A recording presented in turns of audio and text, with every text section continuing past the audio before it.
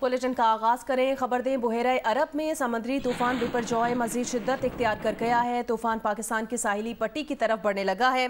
तूफान कराची से 690 किलोमीटर, ठट्ठा से 670 किलोमीटर और ओरमाड़ा से 720 किलोमीटर दूर है। समंदर में हवा की रफ्तार 180 से 220 किलोमीटर फी घंटा के दरमियान है। महकमा मौसमियात के मुताबिक 15 जून की सुबह तक समुद्री तूफान केटी बंदर और भारतीय गुजरात के दरमियान टकरा सकता है। केटी बंदर पर लहरें 8 से 12 फीट बुलंद हो सकती हैं। कराची, ठट्टा, सुजावल, बदीन, थरपारकर और मीरपुर खास में कल शाम से तेज बारिशों का इम्कान है। तेज हवाएं कमजोर इमारतों और कच्चे मकानात को नुकसान पहुंचा सकती हैं। माहीगीरों को 17 जून तक खुले समंदर में ना जाने की हिदायत जारी कर दी गई है।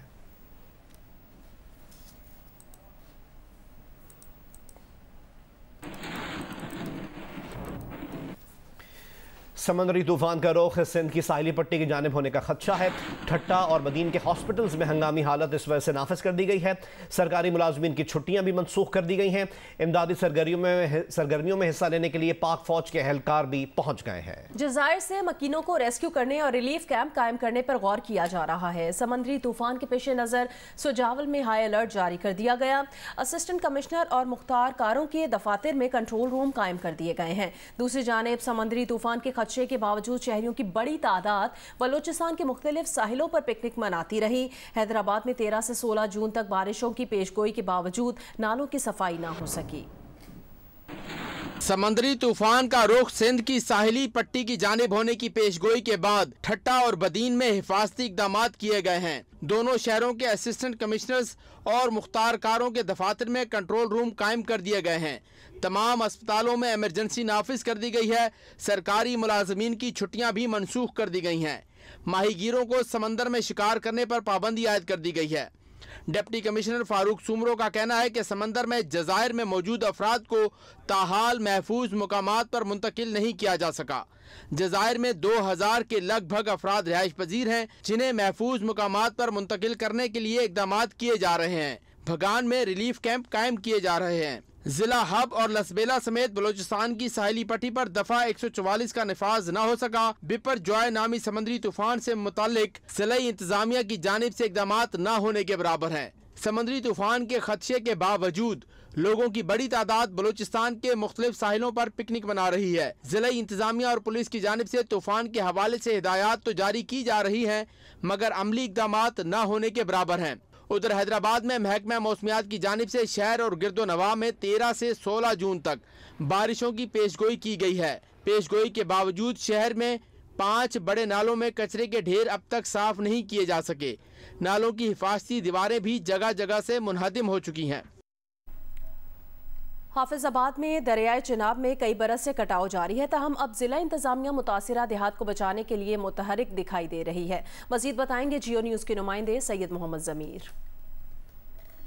जी, हाफिजाबाद में दरियाए चिनाब का कटाव गुज़श्ता कई बरसों से जारी है और इस कटाव की वजह से अब तक कई देहातों की सैकड़ों एकड़ अराजी दरियाबुर्द हो चुकी है, जबकि बेशुमार लोग इस दरियाई कटाव की वजह से नकलें मकानी भी कर चुके हैं। लेकिन अब इन मुतासरा देहात को दरियाई कटाव से बचाने के लिए ज़िली इंतज़ामिया और हुकूमत की जानब से खसूसी इक़दाम अमल में लाए जा रहे हैं। इस सिलसिला में डिप्टी कमिश्नर उमर फ़रूक वडैच ने दीगर मुतल्लिका महकमा जात के अफसरान के हमरा मुतासरा देहात महमूदपुर, बहक अहमद यार, कोट कमीर और भून फाजल का दौरा किया। इस मौका पर डिप्टी कमिश्नर का कहना था कि ज़िला के मुतासरा देहात को दरियाए चिनाब के कटाव से बचाने के लिए 56 करोड़ रुपए की लागत से मुख्तलिफ मुकामात पर 21 हिफाजती बंद तमीर किए जाएंगे, जिससे इन देहात की ज़री अराजी और काश्त की जाने वाली फसलें भी महफूज हो जाएंगी। जी, चावल मुल्की आबादी की खुराक की ज़रूरियात पूरी करने के साथ साथ ज़र मुबादला कमाने का भी एक अहम ज़रिया है। धान की काश्त आजकल ज़ोरों पर है, इसलिए महकमा ज़राअत ने हिदायत जारी कर दी हैं। मज़ीद जानते हैं लाहौर से मियां आबिद की रिपोर्ट में। पंजाब में धान की काश्त के रवायती अजला नारोवाल, गुजरात, मंडी बहाउद्दीन, सियालकोट और हाफिजाबाद में पैदा होने वाला चावल अपने मुनफरिद जायके और खुशबू की वजह से दुनिया भर में मकबूल है, इसलिए इन इलाकों में धान की काश्त जारी है।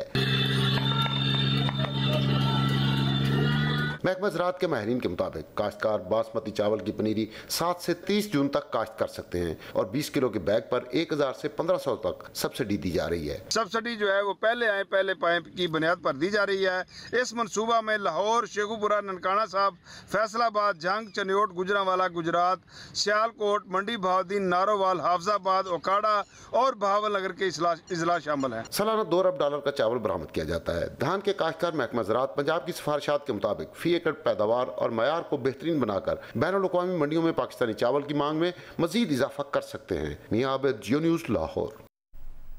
पाकिस्तान के लिए पहली बार 45,000 टन रूसी खाम तेल लेकर जहाज कराची बंदरगाह पहुंच गया। तफसील बताएंगे अली इमरान सैयद। कराची बंदरगाह पर रूसी खाम तेल के साथ प्योर पॉइंट जहाज की आमद के मौके पर जियो न्यूज़ ने खुसूसी कवरेज की और जहाज के पोर्ट पर आने के तारीखी लम्हात एक्सक्लूसिव रिकॉर्ड किए। 183 मीटर तवील जहाज पर 45,000 मैट्रिक टन खाम तेल लदा है। ये जहाज साइक्लोन से कबल कराची बंदरगाह पहुंचने में कामयाब हो गया है। जहाज को केपीटी के सीनियर कैप्टन शफीउल्लाह ने ऑयल पेयर 2 पर लंगर अंदाज कराया। जहाज से पीर के दिन तेल तरसील का काम शुरू हो जाएगा।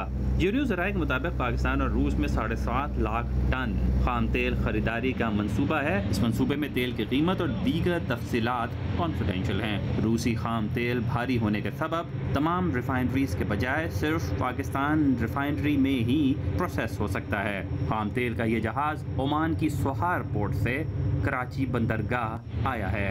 कैमरामैन नासिर अली के साथ अली इमरान सैयद, जियो न्यूज़, कराची। वज़ीर आज़म शहबाज शरीफ ने कहा है कि कौम से अपना एक और वादा पूरा कर दिया। पाकिस्तान के लिए रूसी तेल का पहला कार्गो और पाक रूस नए ताल्लुकात का आगाज है। वज़ीर आज़म का कहना था खुशहाली, इक्तिसादी तरक्की और एनर्जी सिक्योरिटी की जानिब एक एक कदम आगे बढ़ रहे हैं। इन तमाम लोगों को सराहते हैं जिन्होंने रूसी तेल की दरामद को हकीकत में बदलने में अपना हिस्सा डाला।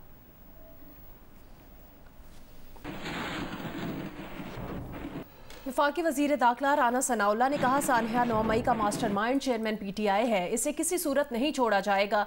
जो भी जिम्मेदार होगा सबको गिरफ्तार किया जाएगा। नौजवानों के वालिदैन जेलों के बाहर रो रहे हैं। ये पिंकी पीरनी के पास बैठा तावीज़ गंडे कर रहा है, लेकिन अब ये बात काले बकरों के सदकों से टलने वाली नहीं।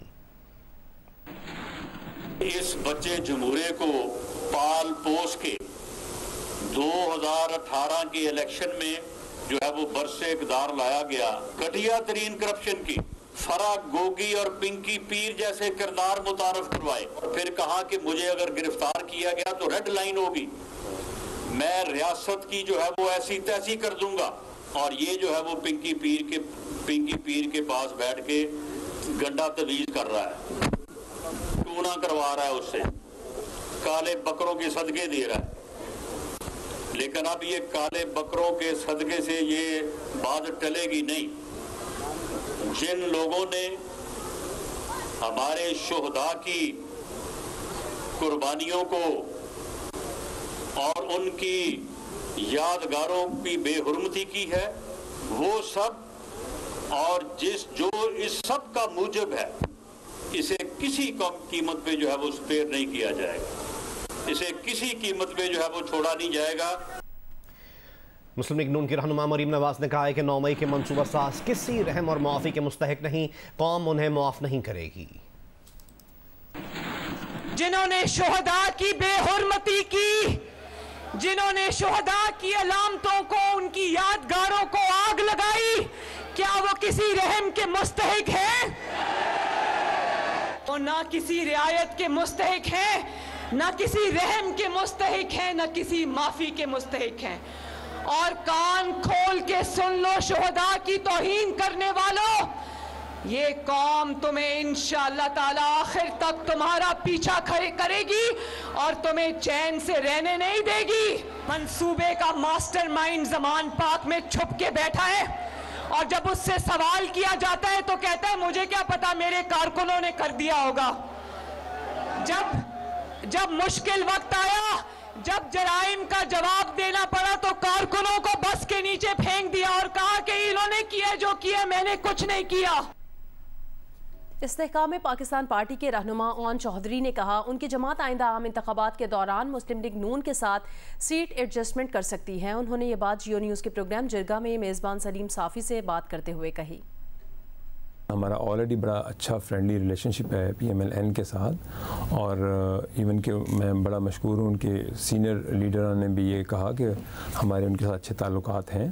ख्वाजा साहब ने भी उस दिन कहा और अता तारड़ साहब ने भी ये बयान दिया, और मैं उनका बड़ा मशकूर हूँ। इंशाल्लाह हम अपना सीट एडजस्टमेंट और इंशाल्लाह मिल के जहाँ जहाँ देखेंगे हमारे अच्छे कैंडिडेट हैं और उनके साथ हमारी सीट एडजस्टमेंट हुई तो इंशाल्लाह हम करेंगे। हमारे बड़े फ्रेंडली ताल्लुकात हैं उनके साथ। सिंध का ज़िला मटियारी हैंडीक्राफ्ट के हवाले से अपनी शनाख्त आप रखता है, जहां सिंधी टोपी तैयारी के बायस मुनफरिद हैसियत रखती है। हाला मटियारी से रिपोर्ट करेंगे जियो न्यूज़ के नुमाइंदे अब्दुल रज़ाक मेमन। सिंध में बड़ी हैसियत और मर्तबा हासिल रखने वाली सिंधी टोपी, जिसका मरकज़ ज़िला मटियारी के शहर न्यू सईदाबाद में वाक़ है, जहां सिंध समेत बलोचिस्तान, पिशावर, खैबर पख्तूनख्वा और कराची से लोग आकर खूबसूरत दीदा से बनी हुई सिंधी टोपी पसंद करके ख़रीदते हैं। जो सिंधी टोपी है इसको हम ख़रीदने के लिए कराची से आए हैं। ये सिंध की सकाफत है और सदियों साल पुरानी है। दुकानदारों का कहना है कि न्यू सईदाबाद को सिंधी टोपी वाला शहर कहा जाता है, जहां सिंधी टोपियों की कसीर तादाद में दुकानें मौजूद हैं। सिंध की टोपी हर बंदा पसंद करता है और इसको खरीद करता है। सिंध की टोपी में ये खुसूसियत है, इसका मेहराब बहुत अच्छा है। हर बंदा इसे शौक से पहनता है, गरीब हो अमीर हो, दोस्तों से लेकर ये शुरू होती है। तकरीबन कोई 7-8 हज़ार तक ये टोपी हमारी अल्हम्दुलिल्लाह बिकती है। सिंध सदियों से शाहकार तहजीब और तारीख रखती है। वादी मेहरान की मेहमान नवाजी मुल्क समेत दुनिया भर में मशहूर है। यही वजह है कि जो भी सिंध में मेहमान बनकर आता है उसे सिंधी टोपी तोहफे तौर पहनाई जाती है, ताकि सिंध की सकाफत हमेशा के लिए उजागर रहे। कैमरामैन सामी मेमन के साथ अब्दुल रज़ाक मेमन, जियो न्यूज़, ज़िला मटियारी, न्यू सईदाबाद।